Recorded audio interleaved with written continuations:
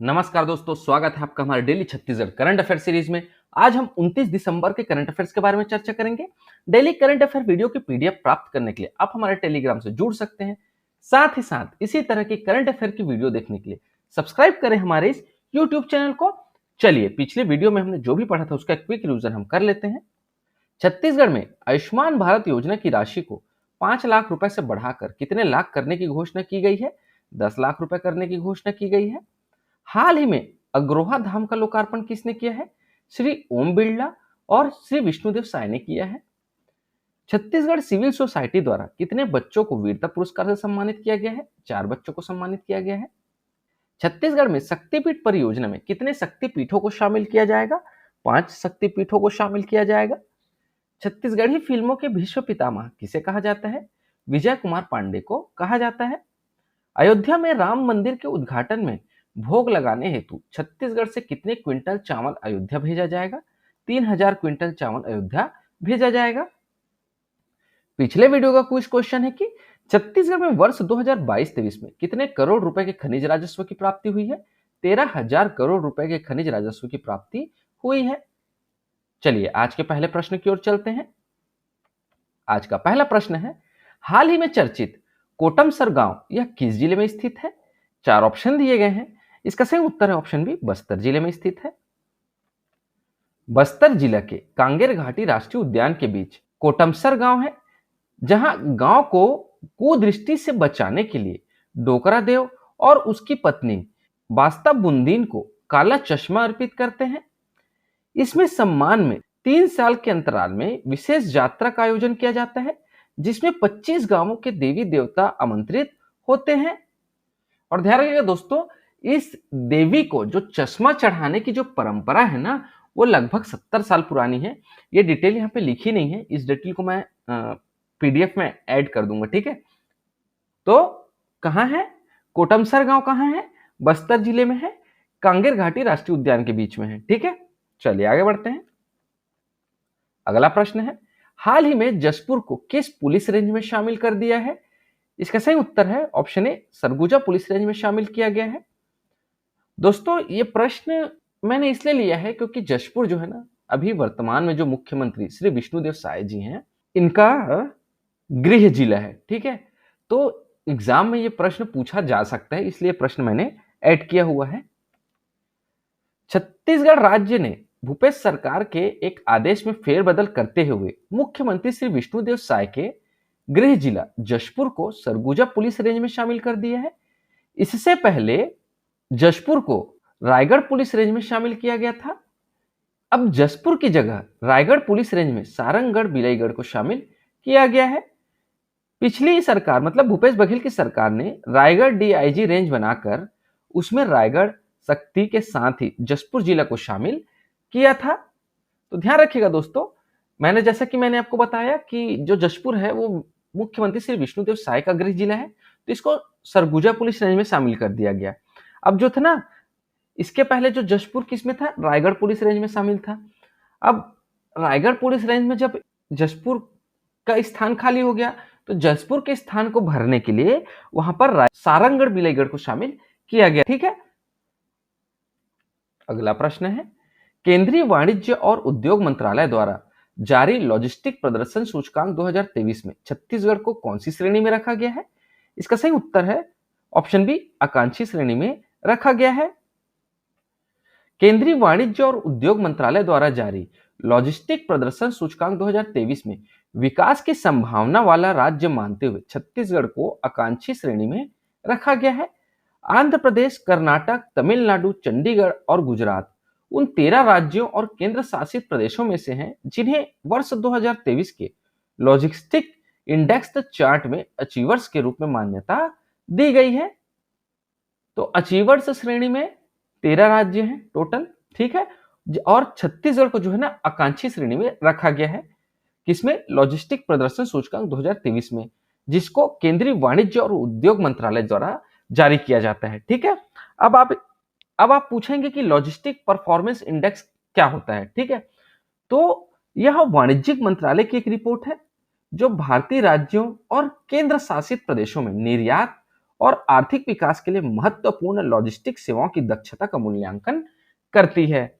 ठीक है, ये होता है लॉजिस्टिक परफॉर्मेंस इंडेक्स की उस राज्य में या उस केंद्र शासित प्रदेश में निर्यात और आर्थिक विकास के लिए कितनी सेवाएं उपलब्ध है, इसका मूल्यांकन करती है। ठीक है, चलिए आगे बढ़ते हैं। अगला प्रश्न है, हाल ही में छत्तीसगढ़ राज्य सरकार के द्वारा कितने रुपए प्रति क्विंटल धान बोनस का वितरण किया गया है?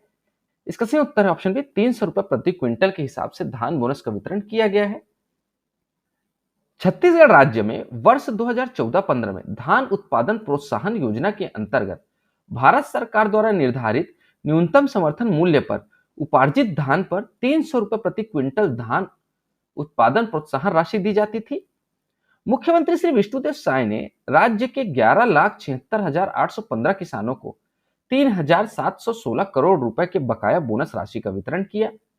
यह वितरण कार्यक्रम 25 दिसंबर को पूर्व प्रधानमंत्री स्वर्गीय अटल बिहारी वाजपेयी की जयंती पर सुशासन दिवस के अवसर पर किया गया है।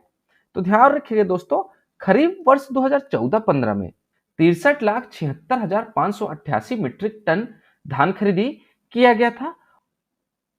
तो ध्यान रखिएगा दोस्तों, जो अभी वर्तमान में बोनस राशि वितरित की गई है ना, वो 2014-15 और 2015-16 इस 2 वर्ष की राशि को दी गई थी। ठीक है, बोनस के रूप में इस 2 वर्ष की राशि को दिया गया था। कितने किसानों को दिया गया था? 11,76,815 किसानों को दिया गया। 300 रुपए प्रति क्विंटल धान प्रोत्साहन राशि दी गई, जिसका कुल अमाउंट जो था, टोटल अमाउंट जो था, वो 3,716 करोड़ रुपए का था। ठीक है,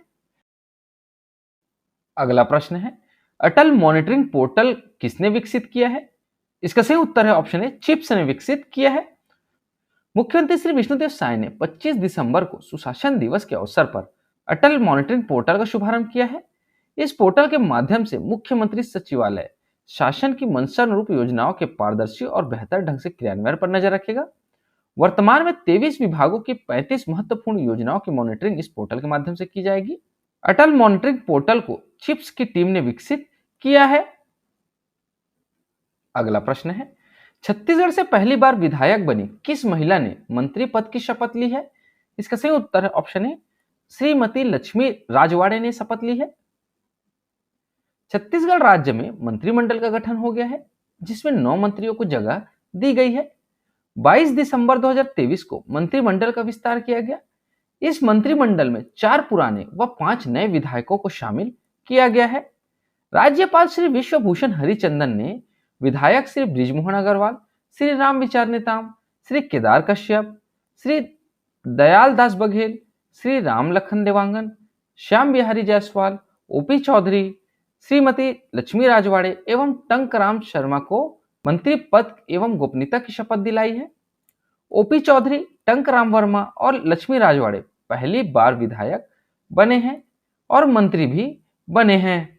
भटगांव विधायक श्रीमती लक्ष्मी राजवाड़े इस मंत्रिमंडल में सबसे कम उम्र की विधायक बनी है। शपथ लेने वाले में से 5 विधायक ऐसे हैं जो पहली बार मंत्री बने हैं। इसमें लक्ष्मी राजवाड़े, टंकराम शर्मा, ओपी चौधरी तीनों नए हैं। वह 2 पुराने विधायक हैं, जिनमें श्याम बिहारी जायसवाल और लखनलाल देवांगन पूर्व विधायक शामिल हैं। ठीक है, ध्यान रखिएगा दोस्तों, 9 मंत्रियों ने शपथ ग्रहण किया है, जिसमें इस मंत्रिमंडल में जो है ना 4 पुराने विधायक हैं और 5 नए विधायकों को शामिल किया गया है। ठीक है, और पहली बार कौन विधायक बने हैं? ओपी चौधरी, टंकराम वर्मा और लक्ष्मी राजवाड़े, ये तीनों पहली बार विधायक बने हैं और पहली बार विधायक बनते साथ ही इन्होंने मंत्री पद की शपथ भी ली है। कहने का मतलब है कि विधायक बनते ही, पहली बार विधायक बनते ही इन्होंने पहली बार मंत्री भी बन गए हैं। ठीक है, 12 लोगों के मंत्रिमंडल में 5 ऐसे विधायक हैं जो पहली बार विधायक बने हैं और पहली बार में ही मंत्री बनाए गए हैं। इसमें अरुण साव, विजय शर्मा, लक्ष्मी राजवाड़े, टंकराम शर्मा और ओपी चौधरी शामिल हैं। बलौदाबाजार विधानसभा क्षेत्र से पहली बार चुनकर आए टंकराम वर्मा सरकारी शिक्षक के रूप में प्रतिनियुक्ति पर वे पूर्व केंद्रीय मंत्री, सांसद व वर्तमान में महाराष्ट्र के राज्यपाल रमेश बैस के पीए रहे हैं। टंकराम वर्मा पूर्व 3 मंत्रियों के पीए रह चुके हैं। ठीक है दोस्तों, इस बात को भी आप ध्यान में रखिएगा कि टंकराम वर्मा जो है पूर्व 3 मंत्रियों के पीए रह चुके हैं। चलिए अब हम थोड़ा लक्ष्मी राजवाड़े के बारे में भी जानकारी ले लेते हैं। भटगांव विधायक क्षेत्र से लक्ष्मी राजवाड़े पहली बार विधायक निर्वाचित हुई हैं, अब वह मंत्री बन गई हैं। सूरजपुर जिले के ग्राम वीरपुर की लक्ष्मी राजवाड़े पहली बार जनपद सदस्य के पद पर निर्वाचित हुई थी। पिछले पंचायत चुनाव में उन्होंने जिला पंचायत सदस्य का चुनाव भी जीता था। वर्तमान में जिला पंचायत सूरजपुर के सदस्य के अलावा वे भाजपा महिला मोर्चा सूरजपुर की जिला अध्यक्ष भी हैं। टंकराम वर्मा जो है ना बलौदाबाजार से विधायक हैं। ठीक है, टंकराम वर्मा राजनेता बनने से पहले शिक्षक थे और टंकराम वर्मा जो है ना 3 मंत्रियों के पीए रह चुके हैं, जिसमें से दयाल दास, केदार कश्यप के पीए ये जो है ना रह चुके हैं। तीसरा है ओपी चौधरी। ये जो है ना ओपी चौधरी जो हैं ये आईएएस की नौकरी छोड़कर राजनीति में आए थे और ये भी पहली बार विधायक बने हैं और पहली बार में ही मंत्री पद की शपथ लेने वाले भी विधायक बने हैं। ठीक है, श्याम बिहारी जायसवाल सरगुजा संभाग के मनेन्द्रगढ़ विधानसभा से दूसरी बार विधायक निर्वाचित श्याम बिहारी जायसवाल ने पहली बार मंत्री पद की शपथ ली। अगला है लखनलाल देवांगन। कोरबा विधानसभा क्षेत्र से दूसरी बार विधायक बने लखनलाल देवांगन पहली बार मंत्री बने हैं। लखनलाल ने पार्षद के तौर पर अपनी राजनीतिक शुरुआत की थी। अगला है रामविचार नेताम। लगातार 6वीं बार विधायक निर्वाचित हुए भाजपा के कद्दावर नेता रामविचार नेताम को विष्णुदेव साय ने मंत्रिमंडल में स्थान मिला है। मंत्री पद की शपथ लेने से पहले उन्हें नवगठित 6वीं विधानसभा का प्रोटेम स्पीकर भी नियुक्त किया गया था। अगला है बृजमोहन अग्रवाल। तो बृजमोहन अग्रवाल जो है ना वो 8वीं बार विधायक बने हैं और 5वीं बार जो है वो मंत्री बने हैं। दोस्तों, आज के लिए आपका प्रश्न है कि कुपोषण की समस्या को खत्म करने के लिए पुट बारो सेरी बाढ़न अभियान की शुरुआत छत्तीसगढ़ के किस जिले में की गई है? 4 ऑप्शन आपको दिए गए हैं, इसका सही उत्तर आप हमें हमारे कमेंट बॉक्स में जरूर बताएं। दोस्तों, उत्तर गलत हो या सही, आप इस क्वेश्चन को अटेम्प्ट जरूर करें। आज के वीडियो में इतना ही दोस्तों। आशा करता हूं आपको हमारी वीडियो पसंद आई होगी। अगर आपको हमारी वीडियो पसंद आती है इसे लाइक करें, शेयर करें और हमारे इस चैनल को सब्सक्राइब करें। इस वीडियो को देखने के लिए आपका बहुत बहुत शुक्रिया। Thank you very much.